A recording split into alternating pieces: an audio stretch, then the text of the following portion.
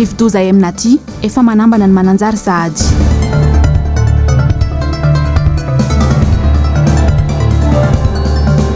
Firongatry ny herisetra manaitra ny tompona andraikitra ny HCDDED.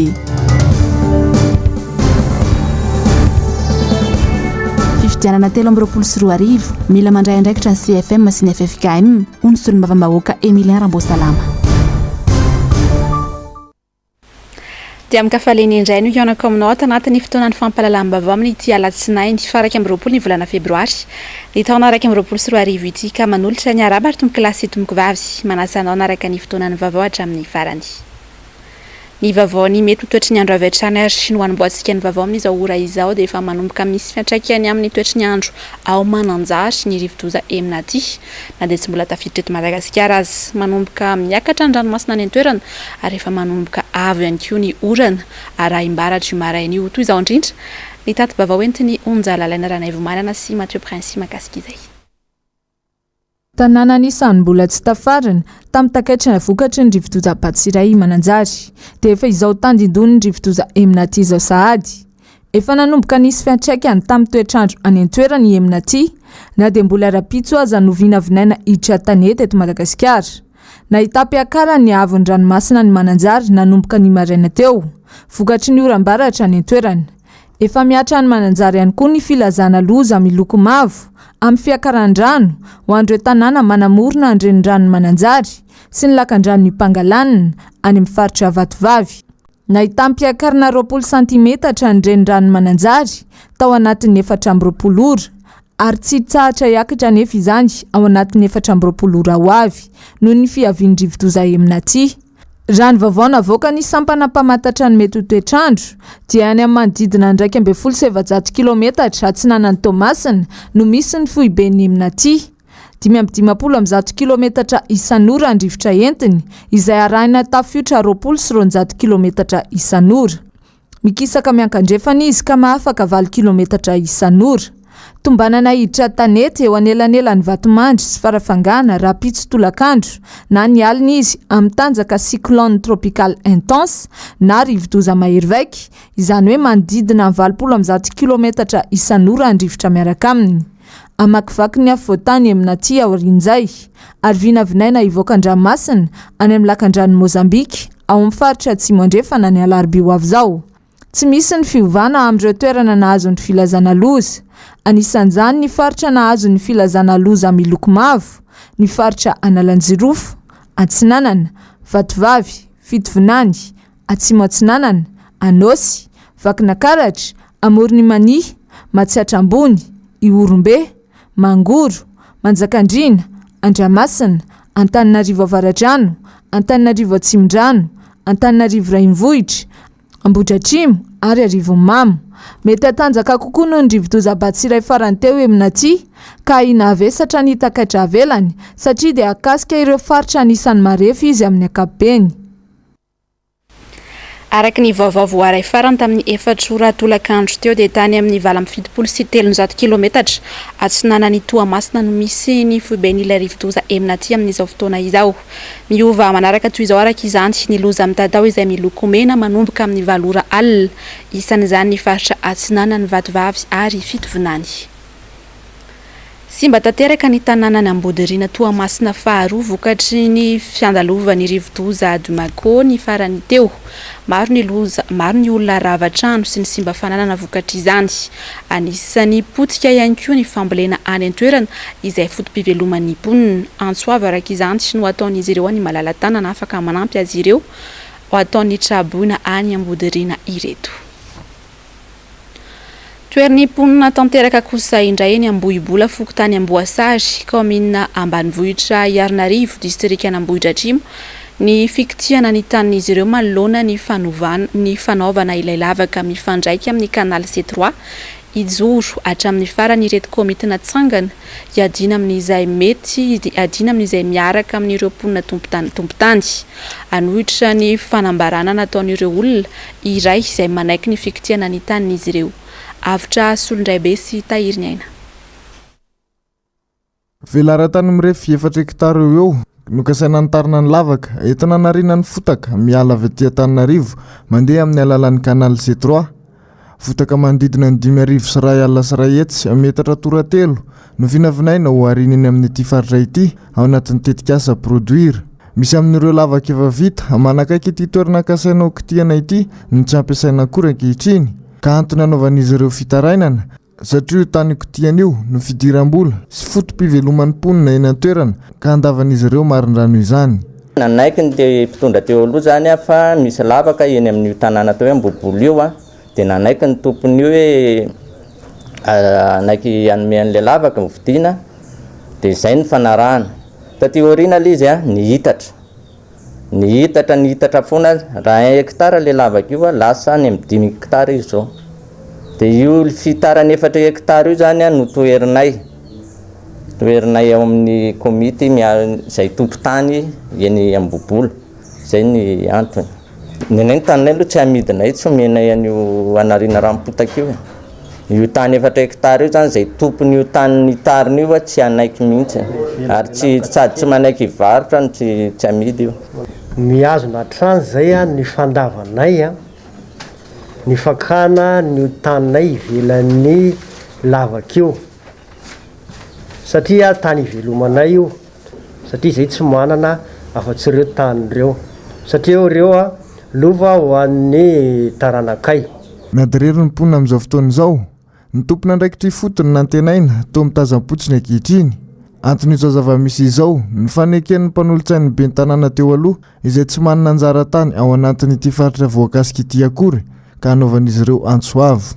Filazana teo tamin'ny herinandro tamin'ny enamanjery nataona olona eny an-tanàna izay mitonina fa manana tany eo amin'ny faritra edivanay io hoe 4 hectare tsy fantatra ny ambadika any izy ngamba manana fa milaza izy fa afa-po tamin'ny ny fanomezany produire ny tany ny onitra rehetrarehetra nefa io olona io zany tsy manana tany eny io na raideary izay conseiller municipal taloha tao io tsy manavaka izay manaiky izy fa ataony safobe mantsinao avokoa izay lazay manaiky nefa izay tsy manaiky mihitsy ny fakanany taninay ivelany lavaka fa manohatra tanteraka izay zany an'izany hoe nanaiky izany raraka lazaina Andriamatoa sy Lofalibery fa tsy marina zany fa tsy manaiky izay ivelany lavaka zay zany ny tena hoe ijoroanay amin'izao fotoana izao. Efa nisy ny fitarainana teny amin'ny ambaratonga mpitondrana isan-tsokajiny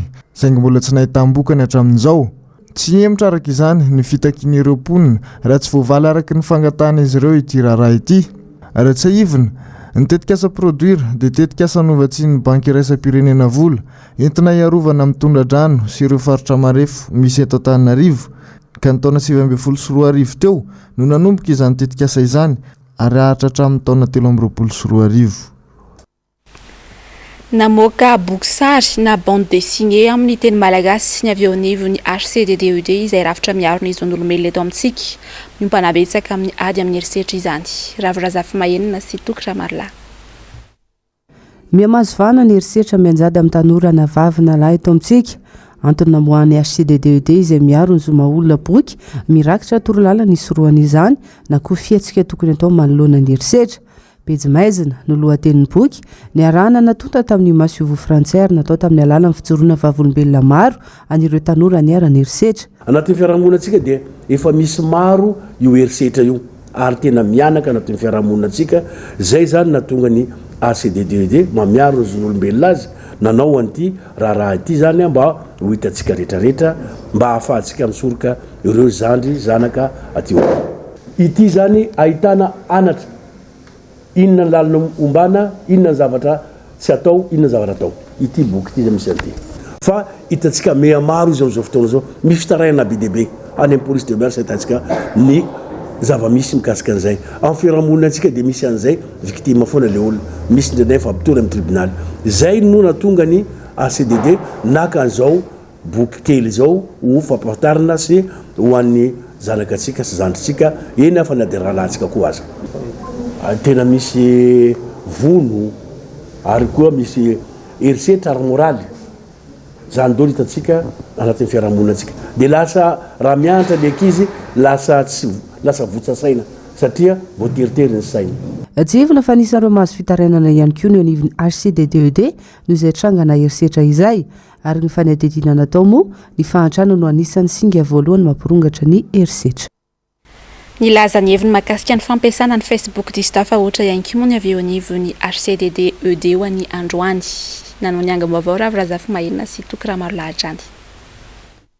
Mamiteraka savorivory eo anivon'ny fiarahamonina ankehitriny ny firoboroboan'ny tambazotra antserasera ny tsiraray no tokony andanjalanja ny sarina fanio-kevitra voakany onty eo anivon'ny HCDDED tsy misy raha teo ny lalàna tena feno Facebook eto amintsika tsy voafaritra ihany koa ny hoe tony ahoana sy ahoana ny manao tsy mety eo anatin'izany tambazotra tsiratsira izany ary ny sazy mifandraiky amin'izay ireo mampiasa compte fake na miafy netana ratsiana ny hafa no tena tsy voasazy indrindra ireo ao anatin'ny fitondrana. Mbola mitovitovy amin'ilay teo ihany. Tsika malagasy zany BDB zany mampiasa zavatra fa tsy mahafantatra lalàna re mifehy azy. Ka amin'ny Facebook no androatana zay rehetrarehetrany. Na misy ny demokrasia ny arabe tsy fatoriana. Ka le demokrasiatsika lasa mandeha amin'ny tsy tokony izy. Ny Facebook tokony manao auto-censure ny tsirairay. Fa zavatra mahavoasaziny zany malala baraka olo zany miteny ohatran'ireny. Eto dia mitodika manokana amin'ny ry zareo any amin'ny fitondrana exécutif indrindra fa ny premier ministre tokony sakanana malaky io fiainaka ny fanaovantsika gaboraraka ny fitenenana ran'olona ao anatin'ny télé ao anatin'ny Facebook satria tsy mahatsara ny fiarahamonina antsika io. Ohatra raisiko ianona ono mifofo ny aiko mamono mpanao gazety izy amin'io ianona ono nivarotra tany amin'ny filohan'ny frantsay teo aloha zany rehetra zany tsy misy fanadihadina akory dia resana amin'izany manimbatsika zany oka sina fanadihadina efa mivoaka ny valin'ny fanadihadina dia efa mandeha ny fitsarana any amin'ny tribunaly zay tsika vao miteneny zany tsy misy akory le izy dia efa mandeha miloha aza manao trafic d'influence tsika amin'ny zavatra zataontsika eto amintsika BDB mampiasa io compte fake io na zay anatin'ny fitondrana aza BDB mihitsy ny compte fake ny anatin'ny fitondrana entina naratsiana namana so dia entina naratsiana endrika fitondram-panjakana fotsiny iny zavatra iny zay mahatonga azy ireo anao fanadihadina mikasika an'iny kanefa na zany aty zany arahantsika maso akaiky iny zavatra iny so dia misy antson'izay ho atao amin'iny olona reny. Nanokatra indray ny sistany ho an'ny mpizahantany rehetra vita vaksiny eo Aostralia nanomboka androany alatsinainy eo Aostralia moa izay anisan'ireo firenena nametraka fepetra enjana hiadina amin'ny fiparitany valanaretina COVID-19. Onjalalaina Ranaivomanana sy Mathieu Prince. Ny verina sokatra indray ho andreo mpizahantany ny sistany Aostralia manomboka androany alatsinainy. Misy anefa ny fepetra napetraky ny fanjakana Australiana ho andreo mpizahantany maniry no any amin'ity firenena ity.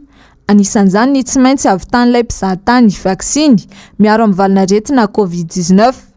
Raha tsy ahivina, nandritry ny 2 taona teo eo no nanenjana ireo fepetra tamin'izay mikasa ho any Australia ny mpitondra any an-toerana ho fisorohana amin'ny fiparitahan'ny coronavirus. Ny Prime Ministra Australiana Scott Morrison no nampafantatra ity vaovao ity. Pandemisa efa 6 no andrasana ho avy any an-toerana amin'ity herinandro voalohany ity. Efa maro ireo mpandraharaha sy mpiasa amin'ny tontolon'ny fizahantany no miandry izao fisokafany sistany izao. Nanomboka ny volana Martsa taona 2024 i Australia no nanidiny sistany no ny firongatry ny valanaretina COVID-19 tany an-toerana tamin'izany fotoan'izany. Namono olona 3,704 ny Covid tany Australia ary nahatratra 8,795 Israel ny tranga vaovao voarakitra an-tsoratra ho Malelahady.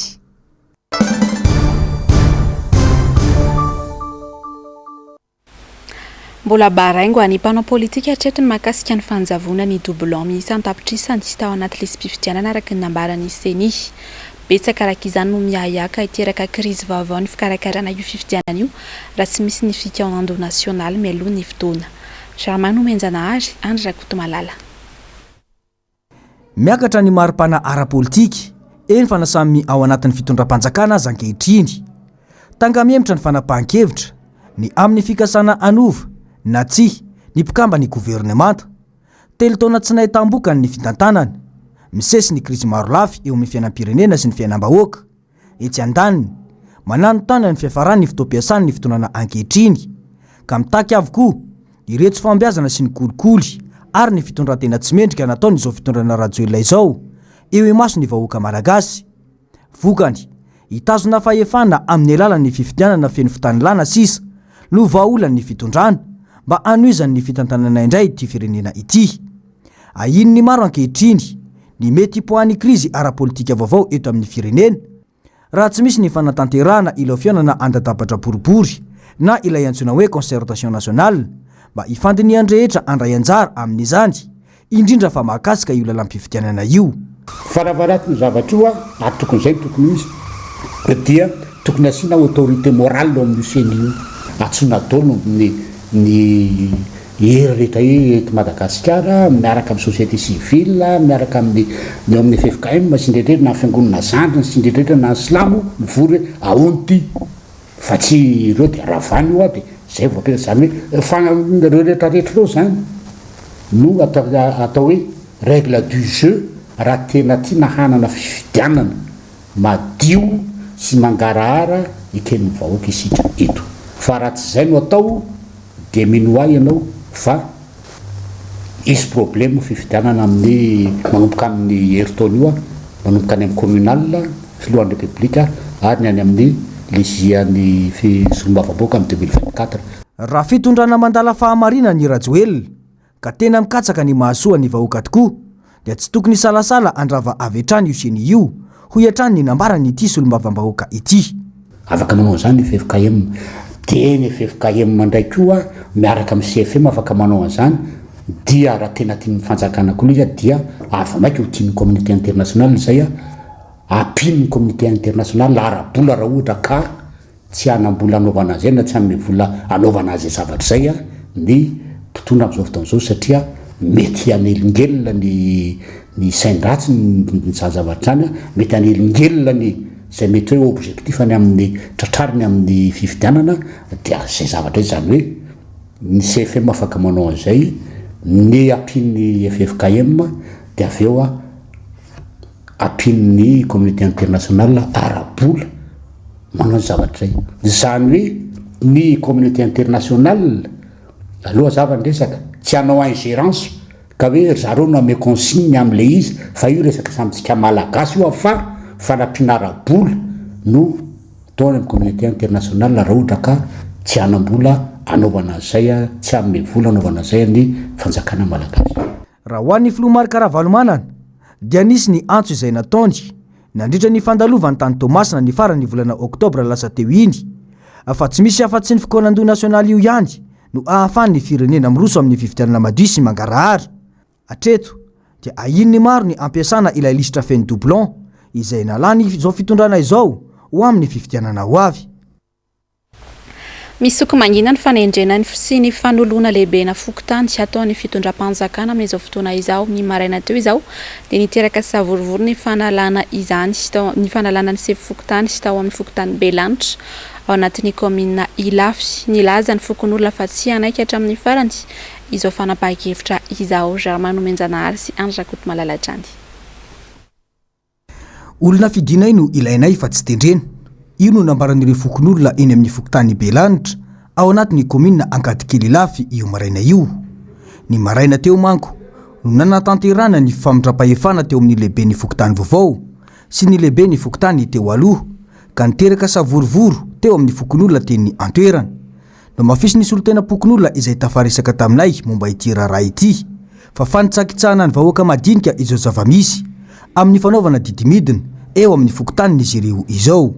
Ka zay no tonga ny fokon'olona somary ny savorivory teto satria ny ray aman-dreny président Arsène dia nolan'iny fokon'olona tao anaty fifidianana nametrahana azy. Izay indrindra no antony izay zany mba mitaky indrindra amin'ny commune Ankadikely ny district Navaradrano mba anao ny fifidianana vonjy-maika ao ametrahana izay ho filohan'ny fokotany na ny ray amin'ny ray aman-dreny nasorona na izay napetraka ka lany ny vahoaka dia ekenay satria zahay manana liste électorale mpifidy miisa 5553 eto amin'ity fokotany Belanitra ty ary manana vahoaka 14000 latsaka kely zahay. Fa ny safidinay zany mba tianay mba ho safidy tahaka nametrahana teo aloha no ametrahana izay vaovao ihany koa. Tsy nisy olana na tamin'ny vahoaka na tamin'ny asa izay nitanterany teto amin'ny asa izay niandreketany io lehibe ny fokotanina io teo aloha hoy izy ireo ary vahoaka no nifidy sy nametraka azy. Tsy nisy fampiarana tamin'ny vahoaka ny fanesorana azy ary tsy fantatra ny tena antony fanesorana io.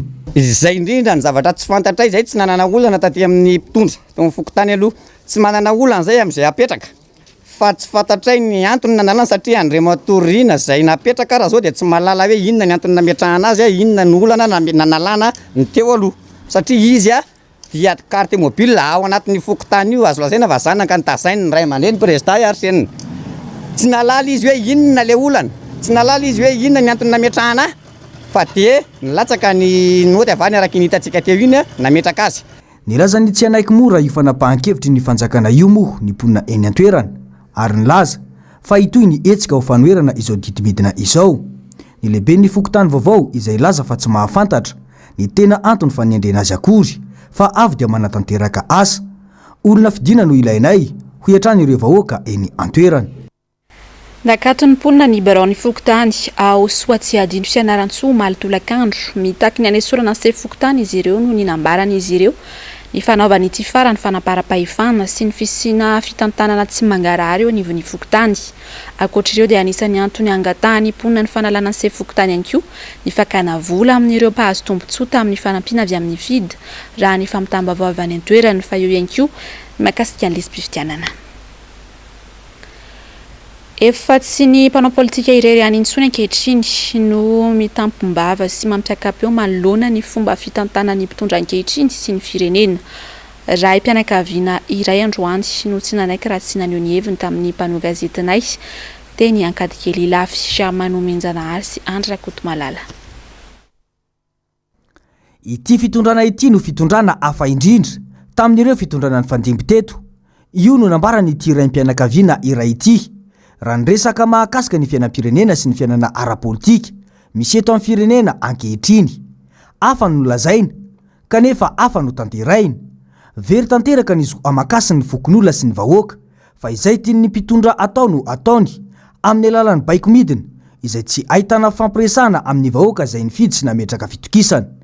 No mafisiny nandrindra izany fa tsy misy intsony ny atao hoe fitsinjaram-pahefana eto amin'ny tany sy ny firenena ary ankilabao tanteraka ny vahoaka eny fotony izay isan'ny antom-pisin'ny fahefana izay enanany mpitondra io. Fahalalana vahoaka zany ety ambany ety dia tokony hainga avy aty amin'ny vahoaka zany ny fitsinjaram-pahefana fa tsy avany ambony ny mampidina fitsinjaram-pahefana satria izany fototra zany tokony ety amin'ny vahoaka zany miainga ilay fitsinjaram-pahefana fa tsy any amin'ny lehibe mampidina an'izy. Fa raha ohatra tsy politika izy tokony hainga taty amin'ny vahoaka zany le zavatra nisy amin'ilay fitsinjaram-pahefana fa tsy avany ambony ny hidina avy aty amin'ilay vahoaka. Ka amiko zany tsy fitsinjaram-pahefana zany le izy fa lasa fanerena zany le izy avy eo fa tsy tena fitsinjaram-pahefana. Zay manahirana amin'ilay fitsinjaram-pahefana tsy tena izy zany le fitsinjaram-pahefana mivoana amin'ilay fitsinjaram-pahefana tena izy. Misy fiantraikany mivantana eny fotony io tsy fametrana ny atao hoe fitsinjaram-pahefana io ho hiatrany ny nambarany. Porofony zany ny fikorontanana izay mitranga eny anivon'ny fiarahamonina. Tsy mahagaga hoy izy raha toy izao ny fahavoazana mahazo ny firenena sy ny fiainan'ny vahoaka malagasy ankehitriny. Ny fiantraikany dia mazava be tsisy raha andeha araka ny tokony ho izy zany ety amin'ny vondromoaka fitsinjaram-pahefana satria tsy arakaraka le fahefan'le vahoaka zany ny zavatra misy fahefana avy any ambony dia ndikan'izay zany le vahoaka amin'izay miantona fotsiny tsy fantatra hoe anao inona zay iteny inona zay anao inona zay fa dia hiandry izay lazainy avy any ambony foana zany dia tsisy zavatra vita n'le fokon'olona sy le fokontany anatin'izay zavatra. Jerevana fotsiny io izy hatreto fa tsy janona amin'izao moa le vahoaka fa tsy maintsy hitady zavatra hafa ankoatran'izay. Miantraika mivantana amin'ny fiainam-bahoaka ny politika izay apetraka ny mpitondra iray ho hiatrany ny nambarany. Noho izany mila mifantoka sy mahay misafidy ary mifantana ny olona tokony ahay ametraka sy anatsara ny fiainan'ny vahoaka malagasy indrindra fa manoloana ny fahefana feno izay omena azy dia ny fifidianana izany. Ny fifidianana ihany no fahefana feno anana ny vahoaka ahafahana miala amin'izao didy jadona sy teny midina isaky ny mihetsika eto amin'ny firenena izao ho hiatrany ny nambarany. Isan'ny toedra ranom-palahelo sy ny horonan-tsary ny paritaka atao amin'ny tambazotra tserasera mikasika indrindra ny fanampiana tany Kongo faritra Vatovavy. Mampiseho ny fanavakavahana ateraky ny loko politika tsy mitovy ateraky ny loko politika tsy mitovy ny tranga tahaka ireny ho ny antoko otrikafo ka tsy azo ekena velively. Avitra Solondraibe sy Tahiriny Aina. Mizana mitanila ny fahitana ny fihetsiky ny fitondrana amin'ny fizarana ny fanampiana ny teto Antananarivo izay nisitraka mihoatra lavitra noho ireo tany amin'ny sistany toy ilay trangana palahelo tao Ikongo izay nisy horonan-tsary nivoaka fa kapoaka mady koa sy kapsily no nizarana ny fanampiana. Tranga niseho tany Ikongo izay tsy azo ny mpitondra fanjakana lavina mihitsy hoe tsy nisy ren'ilay fizarana menaka tamin'ny kapsily ny vary sy ny tsaramaso tamin'ny madikoa sy ny karazany hita hoe niakatrafo moa zany ny teo anivo mitondra fanjakana indrindrandrindra zareo teo amin'ny BNGRC hoe tsy zareo no nanao an'ilay fizarana. Misy karazan-javatra be dia be na fomba fiasa tsy mirindra mihitsy ao anatin'ilay fizarana na fitsinjarana ataon'ny mpitondra fanjakana. Lasa misy ohatrany hoe citoyen de seconde zone zany raha zay no azo ilazana azy hoe misy fitanilana ataon'ny mpitondra fanjakana fa ny andro tokony ny mpitondra fanjakana sy ny tompona andraikitra rehetrarehetra atao amin'ny BNGRC dia niazakazaka daholo tany amin'ny faritry Mananjary fa nefa eo ankilany eo Ikongo tsy nijerena mihitsy zany. Tsy tokony atao misy tombo sy ala ny fizarana satria malagasy iray ary samy mizaka ny vokany amin'ny fanonerina ireny karazana fanampiny ireny avokoa ny rehetra. Mila janona ny resaka loko politika manoloana ny vona tahaka ireny ny vahoaka malagasy efa sahirana ka mila omena tanana avokoa ireo izay mila izany.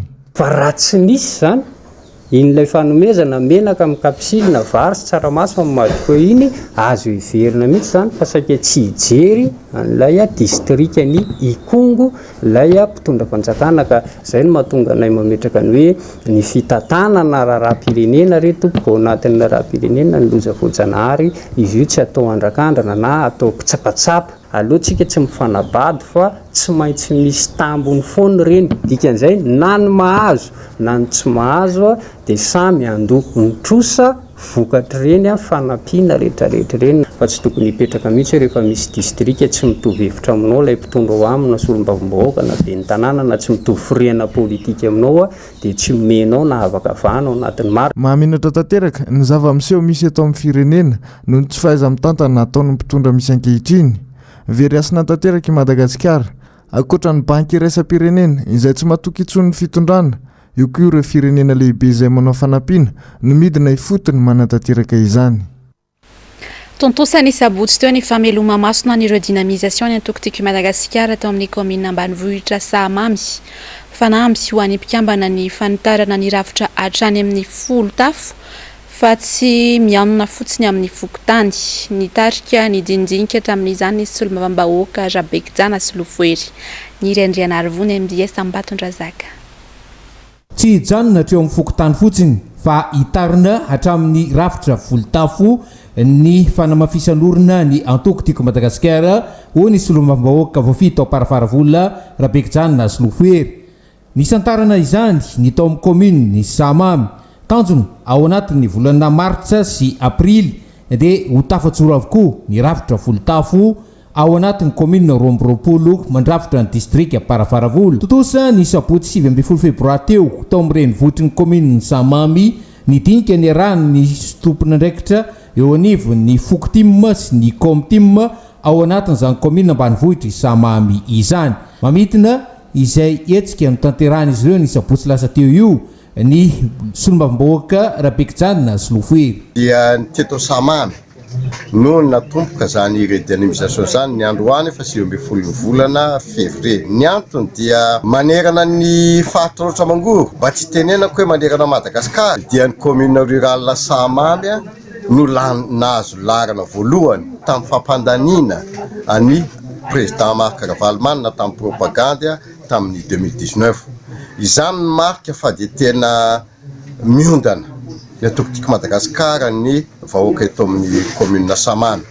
Na zany na tsy zany dia efa nisy ny toromarika izay natao teo fananganana aingana ny any amin'ny Fokotim. Ny Komtim eto Sahamamy efa misy fananganana aingana amin'ny Fokotim ary nanome toromarika hoe asiana folotafo isaky ny fokotany mba miainga hatrany ny fameloma maso ny antokotiko Madagasikara. Ka dia ity volana Marsa ity zany sy ny tapako ny volana Avril dia amin'ny programanay dia efa tafatsangana ny antokotiko Madagasikara ny Komtim ary ny Fokotim manerana ny distrikna Parafaravolona. Ny antsaterina teo mikasika ny fijerena kaiky lisym-pifidianana satria ny any amin'ny lisym-pifidianana no matetika madiso fanantenana le vahoaka zay ao anatin'ny tiako Madagasikara satria tsy afaka mifidy zareo nono tsy voasoratra anaty lisym-pifidianana ka ny antanina zany ireo vahoaka ireo mba hijery akaiky ny lisym-pifidianana. Fahatelo dia mahasolombavambahoaka ny tenako dia tsy maintsy manao tatitra ihany satria didiny lalam-panorenana ny fanaovana tatitra any amin'ny vahoaka ary indrindrandrindra maka ny etaeta ny vahoaka izay tsy ampy dia entina any amin'ny ambaratonga-pahefana any amin'ny zareo mpanatanteraka ka dia vita soma tsara ny redénomisation aty amin'ny commune rurale Sama. Akoatra ny raharam-pirenena amin'ny ankapobeny ny songadina tao anatin'ny fandarana amin'ny ara-manonja tamin'ity androany ity ny resaka mikasika ny fifidianana izay ho atao amin'ny taona 2024 teo ihany koa ny resaka mangarara sy ny fitantanam-bola mpanjakana nandritra ny Covid-19. Ny andindinin'izay ary tateriny Zavandrimaefa sy Manoran-Drimalala. Tokony hirosona ny fanavaozana ny lalam-pifidianana sy ny lisym-pifidianana ary ny fitsipy-dalao rehetra mifandraika amin'izany mba hialana amin'ny tsy fahatomombanana sy ny disadisa indray rehefa tonga ny fotoana ho ny solombam-bahoaka jerirandriam-bolaina. Tsy tokony hisy intsony ny doublon sy ny endrika fangalaram-bato isan-karazany hoy izy ary tsy maintsy miroso amin'ny fikaonando nasionaly ny rivelona rehetra ito amin'ny firenena mba ahafahana manatanteraka izany.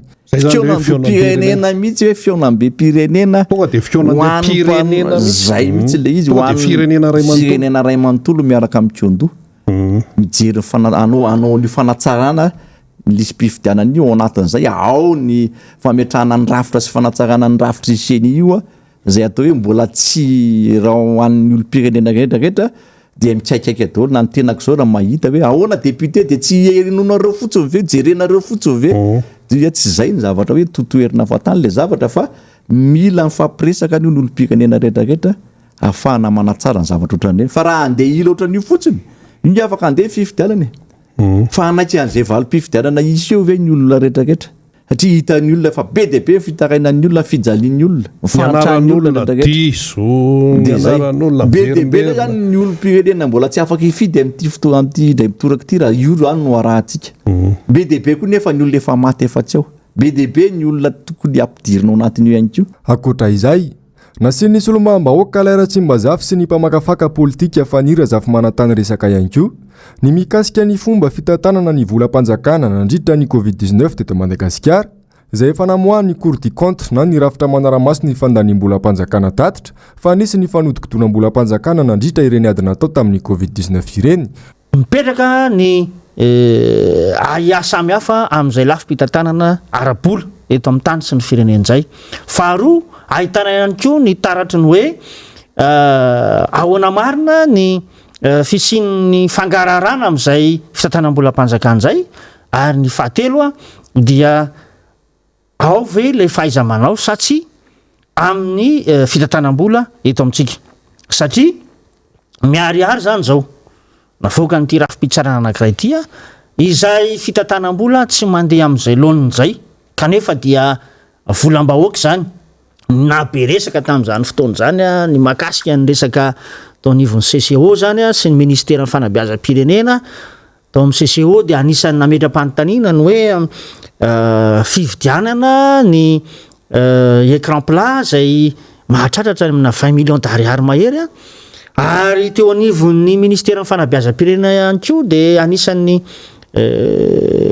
nanesorana ministra moa zany tamin'izany fotoana zany ny hoe fividianana bonbon sucette zay mahatratratra amina 8 millions d'ariary izany rehetrarehetra zany dia mampametra-panontaniana antsika hoe tena manana ny fahaiza-manao marina hitantanana ny firenena ve ireo tompona andraikitra mitantana ny firenentsika amin'izao fotoana izao sa hanao tantely afa-drakotra ny fananany malagasy.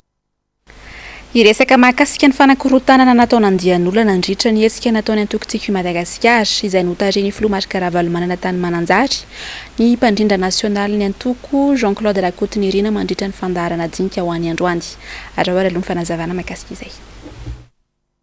Dia teo nisan'ilay zavatra somary nampalahelo teneninao asa ny sitrapo matona ningana ny président Marc Ravalomanana nandeha sur route niala avy aty Antananarivo nipetrahany amina toerana zay mbola tsy fantatra koa na hoisy na tsy hoisy ny fandraisana fa de hoe zay trano azotsika sitrihana de petrahana na molavolana zay paikady rehetra hoe inona aloha ny zavatra azo amonjena an'le vahoaka io manko matetika ny olona raha voe andeha monitra boina de ny fizarazarana fitaovana sakafo zay na maika ny olona fa tena anisan'ny nankasitrahan'ny olona le asa natao ihany koa hoe marina fa ilaina ny sakafo fa ilaina ihany koa am'izay hoe fanampinazy na amin'ny fanarenana ny tranony na am'le lazaiko teo hoe fanesonana ny reny le zavatra manakatsaka anazy ny fizivezivehina reny nanao an'izay asa zay nefa zay ny nampalahelo dia nisy andihana zatovo eo amin'ny nda io ngamban'izay tonga ry zareo moa avy any de ohatrany gaga ihany izahay rehefa nanomboko vitavita le asa fa namelatra banderole hoe fa misy inona de nisoratra teo am'le banderole moa de zavatra nagaga fa de fanaratsiana fanasoketana ary tena hoe fanivazimbana mihitsy ny filoha marikaravalmanana amin'ny hoe efa elany andrasanay ohatrany hoe naindraindra mihitsy moa zany hoe ny fazahoana n'lay faritra vatovavy ny disoin'lay fitsenan'ny olona ny président marikaravalmanana tamin'ny fotoana ny natongavanay tany zany hoe tena voamarina mihitsy hoe tonga zay ny alakamisy raha misy tokoa tena hoe izay marina ny eritreritry ny vahoaka ny mananjary amin'ny hoe tsy filana tsony an'izany président marikaravalmanana zany nohony zany alahelony hoe tsy nazahoana ny faritra vatovavy tsy ohatran'izay mihitsy ny fandraisan'ny olona ny président marikaravalmanana atao mananjary ary ny feo mivoaka ny avy any-pony vahoaka sy ny am'vavany ara de izay antsoantsony hoe vonjeo izahay mivereny ianao mitondra izany rehetrarehetra zany tsisy terena fa antsitrapo le olona kanefa moa ny ampitsoniny vokatra n'izay fitsenana na oraka be zay ve natonga ny sasany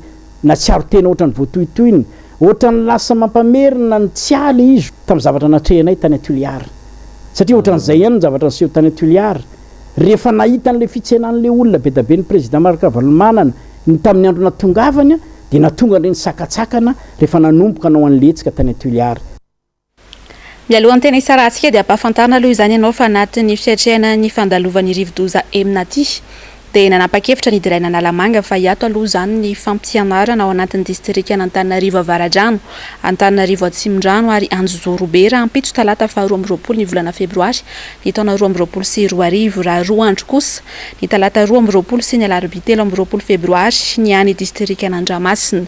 Hianatra kosa nefa mpianatra ao anatin'ny distrika Antananarivo Renivohitra sy Ankazobe fa hiankina tanteraka kosa amin'ny fivoarany mety ho toetry ny andro. Rehefa avy eo arahanao ary ny fampahalalam-baovao ny fandarana Global News, aorian'izay kosa ny fandarana Dinky. Vahiny Joël Ralay vohita ao anatin'izany ny mpandrindra nasionaly ny Antoko-Tsiky Madagasikara, Jean-Claude Rakotonirina. Aorian'izay kosa no anarahantsika ny horonan-tsary 100% bio. Ny tena kosa mametraka ny veloma mandrapitafa ho amin'ny rampitsindray tompoko.